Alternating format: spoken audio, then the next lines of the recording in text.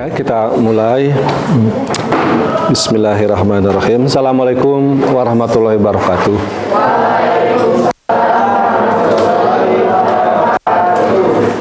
Jadi alhamdulillah kita bisa bertemu adik-adik kelas apa ini namanya?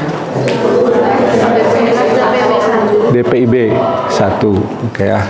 DPIB 1, sekarang kita akan, mungkin tadi sudah disampaikan oleh Pak Aceh, saya akan memberikan beberapa materi tambahan, ya, materi tambahan terkait konsentrasi keahlian DPIB.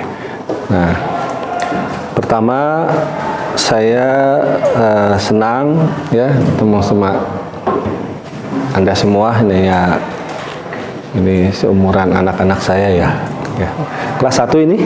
Kelas 2? 11. Oke ya.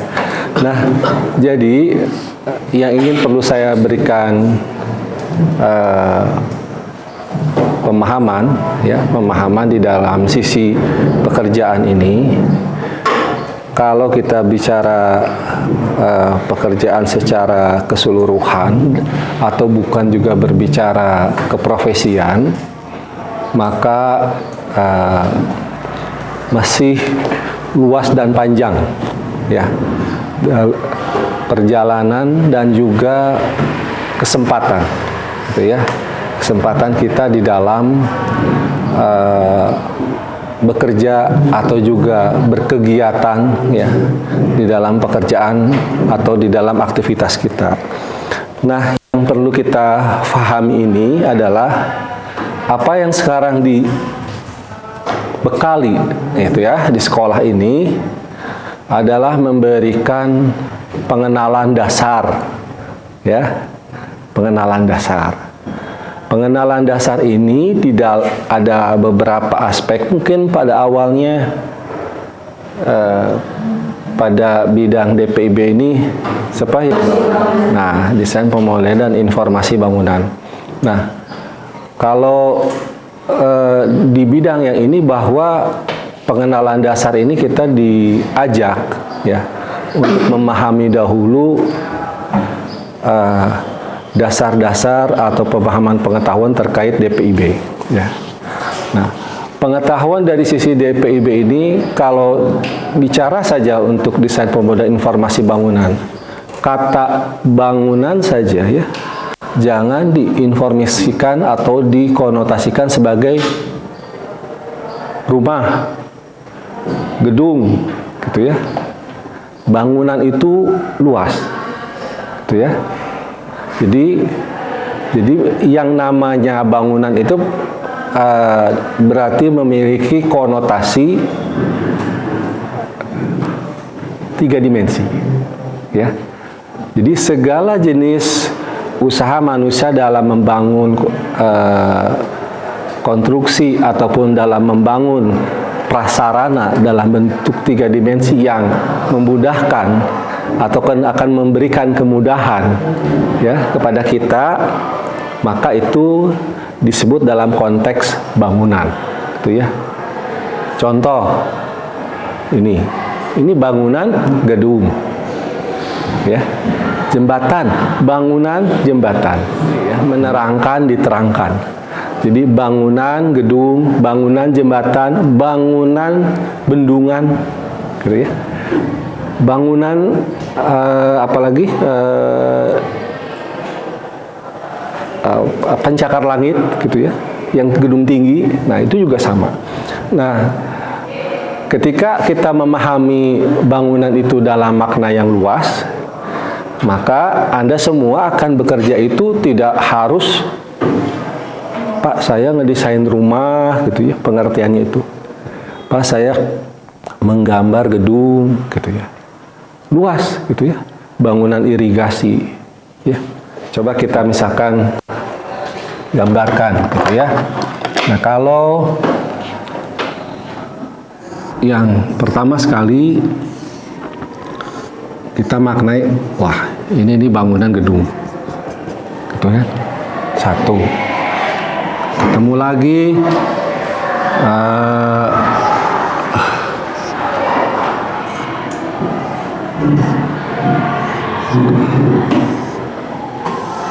Gini kan, langsung ini jembatan gitu ya. Ini bendungan gitu kan. Jadi baru 3 hal saja ya, 3 komponen ataupun 3 bentuk jenis dari bangunan, maka sudah membuka ya kacamata kita bahwa jurusan yang Anda ambil ini memiliki makna luas ya. Jadi kita ini kacamatanya buka ya, dibuka, jangan hanya melihat bangunan itu dimaknai sebagai gedung, rumah gitu ya. Misalkan ada nanti di antara Anda ternyata membantunya di proyek jalan raya ya, tidak apa-apa, itu bagus. Bantunya kok di proyek irigasi, bantunya ternyata satu di proyek perumahan. Jadi kalau ini kita buka tadi pada beberapa bentuk bangunan ya, maka pemodelan dan informasi ini menjadi lebih luas gitu ya. Ini menjadi lebih luas. Kenapa jadi lebih luas? Karena tidak dimaknai bangunan itu hanya misalkan sebagai rumah saja, gitu kan? Ini Anda sekarang kan kelas 11, ya. Coba sampai di kelas 10, ya. Anda sudah merasa memiliki kecakapan ataupun pengetahuan tambahan keterampilan terkait DPIB ini sampai fase mana? Atau sudah apa yang dipelajari minimal di kelas 1? Coba silahkan. Apa yang kemarin dipelajari di kelas 1? Di kelas 10? Apa? Mungkin pada awalnya kan aku nggak tahu tuh ya, apa itu apa itu DPIB, apa rangkaian detail dari sebuah bangunan rumah. Terus aku juga nggak tahu apa awalnya itu dena atau bikin dena itu gimana. Tapi semenjak kelas ini dan belajar di kelas 10, saya tahu gitu apa aja yang harus detail-detail yang harus digambar waktu merancang bangunan. Dan itu sudah dipelajari di kelas 10. Apa saja komponen bangunan sudah diketahui, itu ya. Coba saya tanya di baris ini. Kalau rumah, nah ini sekarang bangunan rumah ya, hunian, gitu ya. Yang tengah siapa? Ayo, laki. Kayak struktur gitu Pak. Ya, apa saja. Kira-kira kalau rumah itu komponennya apa saja? Kalau bangunan rumah, balok, pondasi, terus apa lagi? Harus silakan. Atap, apa lagi? Kolong. Kita tahu. Nah, coba nanti kita lihat di sini ya. Sekarang saya belum pakai dulu itu ya. Kita bicara dulu jenis klasifikasi untuk sisi ini saja dulu ya, untuk komponen bangunan secara umum. Ini bisa dipakai di mana-mana ya. Satu, struktur atas ya. Nah, kita lihat dulu ya, yang saya sampaikan struktur atas, struktur bawah, arsitektural, mekanikal, elektrikal, perpipaan sampai utilitas. Ini akan kita pahami pada setiap bentuk bangunan ya. Jadi pada setiap bentuk bangunan ini ya, komponen struktur atas, struktur bawah, arsitektural, mekanik, utilitas itu ada. Coba kita misalkan buatkan di dalam matrik ya. Buatkan di dalam matrik. Mana yang masuk di dalam kategori struktur atas? Apa? Coba. Atap. Atap spesifik lagi. Kalau bicara atap, rangka atap atau penutup atap? Hah? Penutup. Yang nyebut rangka mana? Kalau disebut atap, penutup atap atau rangka atap, ada dua. Hah? Penutup yang keras atau yang keras? Penutup atap. Nah, jadi kalau kita melihat di sini, ya, ini contoh saja.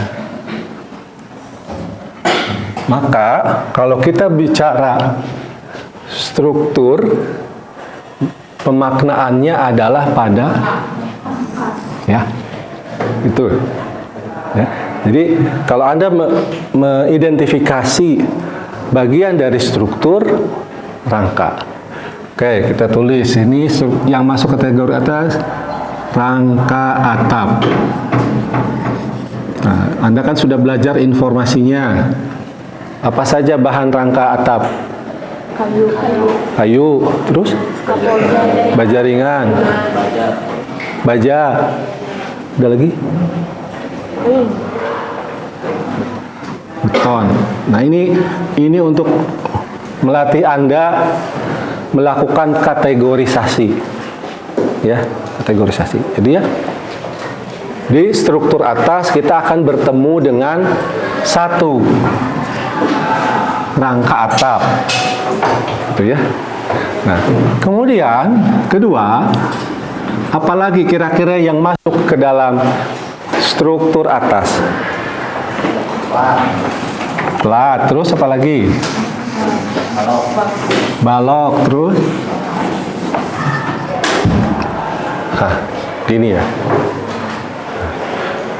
Struktur atas, struktur bawah, ya.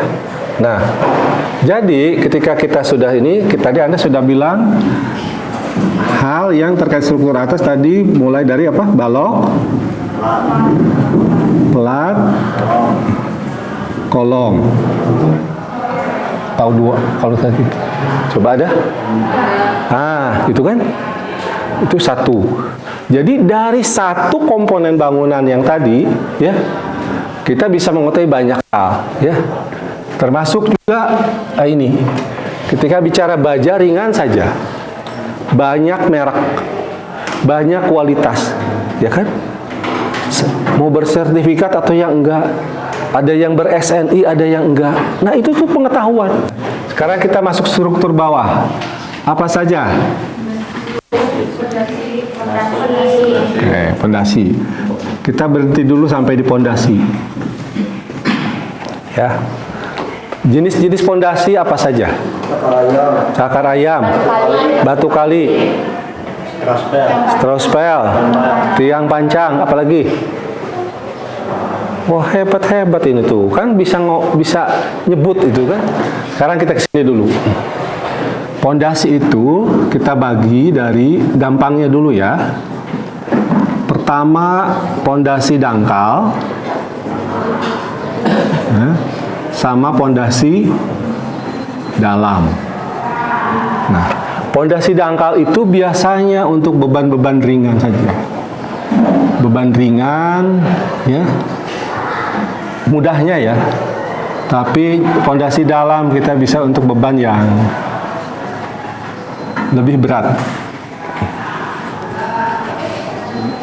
Nah, tegangan yang terjadi jadi ini tegangan akibat beban, ya. Akibat beban. Nah, jadi apa yang ada sekarang di sini? Nah, di sini ini tanah kan. Jadi beban ini masuk ke tanah, diterima oleh tanah. Coba Anda pernah jalan kaki di lahan, ya, tapi tidak ada tapaknya bekas sepatu Anda. Oke. Sama Anda jalan kaki, ada bekasnya. Ya. Sama jalan kaki, sepatu Anda ambles. Ya, bahkan sampai hilang ke dalam. Saya tanya, dari 3 kategori itu, mana yang tanah paling kuat? Ya, nggak ada tapaknya kan? Ya, kesimpulannya adalah pengaruh dari ukuran pondasi itu, ya, akan sangat besar terhadap kemampuan untuk menerima beban. Ya. Nah, jadi tadi kita kembali ke sini. Ini yang bagian bawah ini pondasi, kita bagi dari pondasi dangkal, pondasi dalam. Anda tahu ini saja sudah hebat, ya. Tahu ini sudah hebat. Nanti detailnya pembelajaran lebih lanjut. Sekarang masuk ke arsitektural apa? Dinding. Apalagi? Kusen, boleh. Kusen, pintu, jendela ya. Ventilasi. Nah, kusen, pintu, jendela, dinding, apalagi? Tali air itu yang di situ ya. Pelengkap, bukan komponen. Ya. Apalagi? Lampu. Oke. Lampu nanti di sini. Ya. Kalau misalkan saya sebut di sini ini dinding. Nah, Anda boleh dinding, KPJ, terus kusen, pintu, jendela, plafon, ya. Plafon terbagi 2. Rangka dan penutup. Ya. Rangka plafon ada apa aja? Bahannya kayu, terus apa lagi? Triplek itu penutupnya.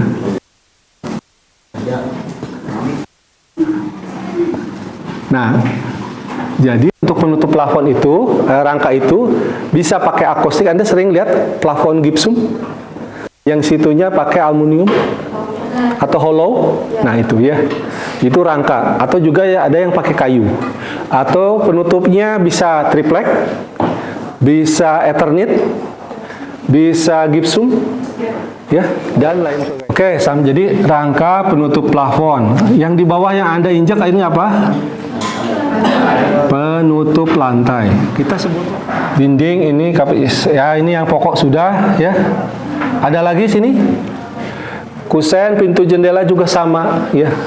Sekarang kalau kita jalan-jalan ke Mitra 10, BJ Bangunan, atau apalagi toko-toko supermarket bangunan, ya, itu sangat banyak pilihan, ya, sangat banyak pilihan dari sisi untuk konstruksi gedung saja. Sekarang masuk ke mekanika elektrikal, kira-kira apa? Lift. Eskalator, kipas angin, boleh. Kipas, AC, jadi satu lah ya. Terus? Lampu. Anda tulis dan juga sisi panel dan jaringan kelistrikan ya. Nah, saya ingin Anda maju dari sisi informasinya. Nah, sebagai contoh, kipas AC dan AC. Ini fungsinya sama nggak? Sama. Maksud saya gini, ini ruangan saya tutup. Ya, saya tutup ini. Kan kalau AC itu nggak boleh ada lubang. Ya, oke, kalau sama AC-nya kebetulan rusak. Digantilah sama kipas. Pertanyaannya sama nggak? Beda. Ya. Jadi kalau ini ditutup walaupun pakai kipas, bahasa Sundanya ngelekep. Ya, kita kepanasan tetap. Ya, memang ada, tapi kelembaban udaranya tidak masuk, tidak sampai. Suhu itu tidak bisa diganti sama kipas. Mobil Anda misalnya pakai mobil, saya punya mobil tanpa AC. Tapi ada kipas, ya memang sih lumayan gitu ya. Tapi panas mah tetap. Nah, jadi intinya fungsi AC dan kipas itu tidak sama. Saya dari sisi ini, misalkan dari perpipaan juga Anda harus pahami nanti, ya. Pipa yang buat di bangunan, yang di luar itu bisa jadi berbeda. Kira-kira sini kita pakai ukuran berapa? Kalau sini ada keran air, cuci tangan, ini pakai berapa? Nah, Anda harus paham. Jangan sampai Anda buat gambar keliru. Ya, misalkan pakailah yang setengah in.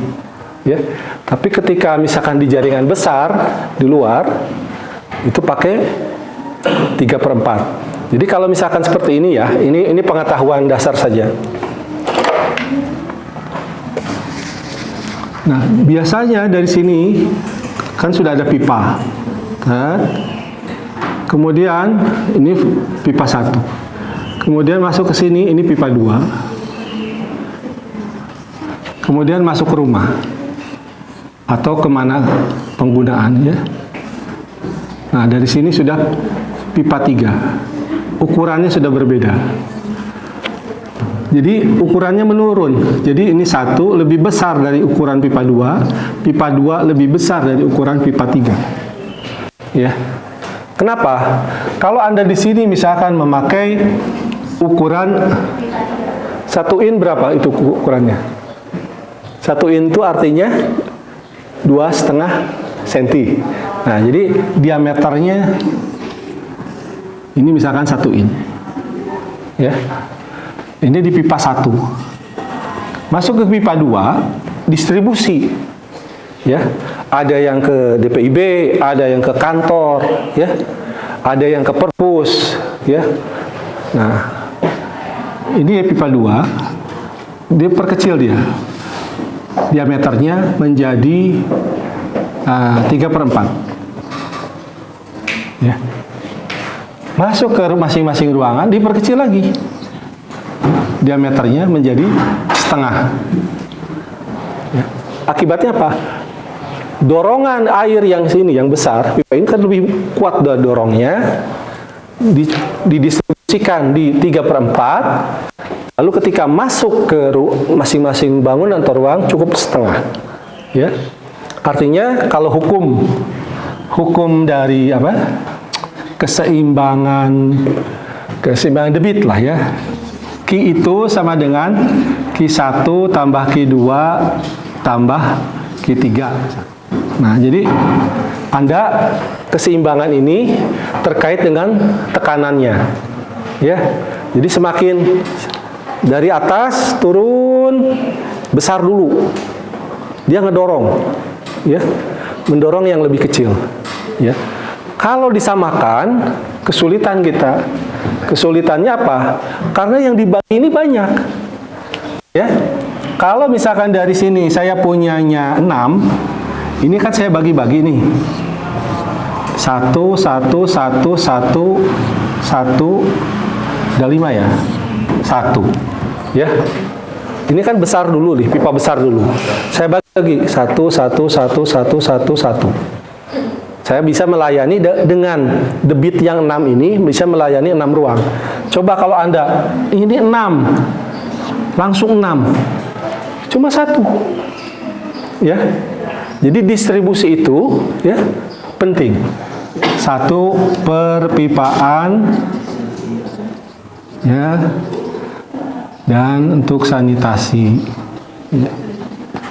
Apa aja yang Anda pahami secara ini sanitasi? Air kotor, air bersih. Ada lagi? Yang belakang belum kedengar suaranya? Listrik. Hah? Listrik? Bukan. Air kotor, air bersih. Terus apa lagi sanitasi? Air limbah. Nah, bedakan ya. Air bersih sudah jelas dari sumber. Ya. Air kotor apa contohnya? Buang apa? Saja piring, kamar mandi. Kamar mandi terus? Ya. Boleh. Kalau air limbah apa? Dari pabrik. Dari pabrik. Dari pabrik. Dari kloset air limbah bukan? Limbah, ya. Jadi kalau di sekolah yang jadi air limbah itu dari kloset langsung ke septic tank. Di sini ada lab kimia. Ada. Nah, kalau ada bahan-bahan campuran lab kimia, ya, itu juga sama masuk ke limbah, gitu ya. Nah, fungsinya sanitasi di sini adalah menempatkan dari pengelolaannya, gitu ya. Di sini ada tempat pembuangan sampah sementara, itu bagian dari sanitasi. Jadi sudah, nah terakhir ini utilitas. Utilitas itu penyediaan air bersih. Kemudian yang kedua, kelistrikan. Sumber air bersih di sekolah ini dari mana? Hah? Sumber air bersih, sumur, bor, atau apa? PDAM? PDAM. Nah, jadi sumber air bersih itu nanti Anda bisa pahami, ya, bisa macam-macam. Yang dari, kalau Anda membuat suatu desain dari sisi pemodelan bangunan, ya, misalkan Anda akan memperhitungkan ini air bersihnya ini dari PDAM atau dari sumur bor, ya. Kalau dari PDAM berarti jaringannya harus ke depan, gitu kan? Kalau dari sumur bor berarti jaringannya di mana? Di area rumah itu, ya. Pusat pengeborannya mau di mana? Termasuk harus Anda perhitungkan, saya harus ngebor ini sekian meter posisinya dari septic tank. Nah, jadi intinya dari sisi sumber-sumber itu, ya, perlu Anda pahami juga pengetahuannya untuk nanti dari sisi pemodelan, ya. Jadi pemodelan itu yang bangunan yang Anda rencanakan akan sangat bermanfaat nanti di dalam desain informasinya. Oke, baik. Sekarang saya akan menyampaikan beberapa hal untuk kita diskusikan. Coba Anda buat, ya, Anda buat suatu desain. Ini masing-masing buat, ya, suatu desain bangunan gedung berdasarkan informasi bahan atau konstruksi yang mau Anda pakai, ya.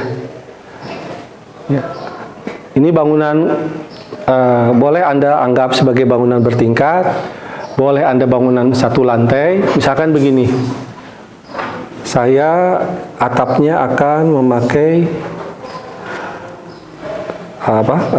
genteng metal, kemudian rangkanya akan memakai baja ringan, plafonnya akan memakai akustik.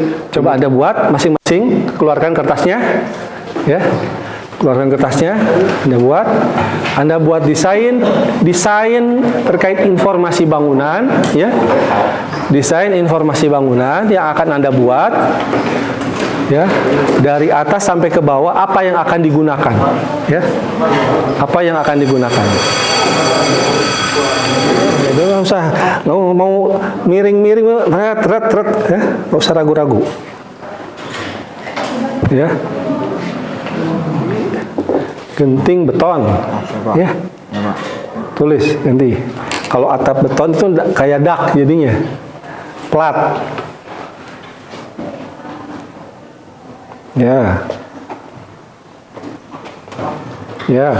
Yang maksud genting beton itu yang dicor, Pak? Ya, itu kalau genting beton itu kayak genting gini, tapi dia dicor. Oh, Ya, kayak genting biasa, genting keramik gitu, ya, genting tanah liat, tapi bahannya beton, berat jadinya. Kalau yang ini nih, ini kan di bawah ada bangunan, nah ini kan, kalau ini satu lantai, ini di dak, ini jadi atap beton. Ya, kita ngelihatnya dari sini ini atap beton. Kalau dari orang yang di atas, lantai beton. Ya.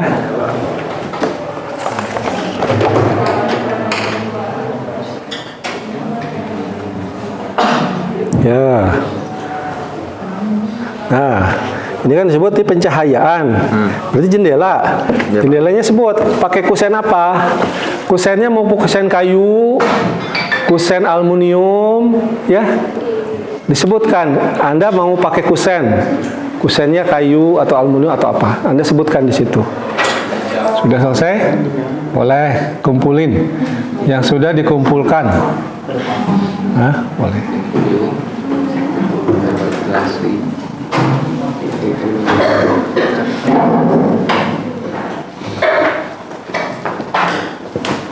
Nah, simpan saya di sini ya.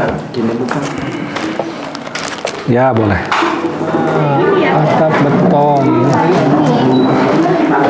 Ya, oke. Ya. Mana? Ya, sekedap. Kusen. Enggak. Kusen kayu mah atau enggak ada di atas, gelis? Ini apa buat Fondasi. Ya, cukup.